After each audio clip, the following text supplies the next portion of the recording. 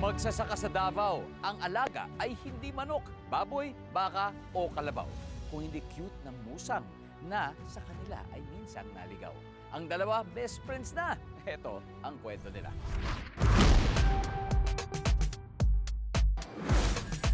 Cacao farmer turned vlogger sa Davao Occidental. Naging BFF ang isang hayop na mailap at masungit sa mga tao.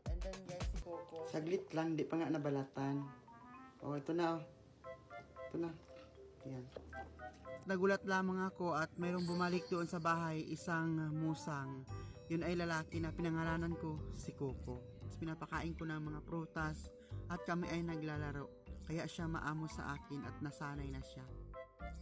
Ayon sa batas, ipinagbabawal ang pagkulong sa wildlife nang walang kaukulang permit mula sa DENR. If you are going to keep the civet cat as a pet, it must be coming from a captive bred facility. The certificate of wildlife registration allows that person to possess and to keep that civet cat as long as he has a corresponding permit to do so.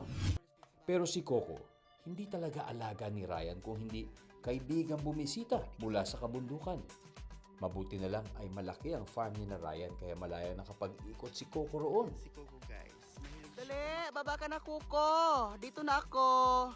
Andito na si Coco. Nakakami si Coco. Ayan, paano natin uubusin to? Bukod sa kanyang cute na best friend na si Vet Cat, like na like din ang followers ni Ryan sa likala ang buhay niya sa farm. Guys, dito pala ako nakatambay tuwing hapon sa farm namin. Namimitas po ako ng prutas. Kuha naman tayo ng marang. Ayan. Pagmukbang tayo dito.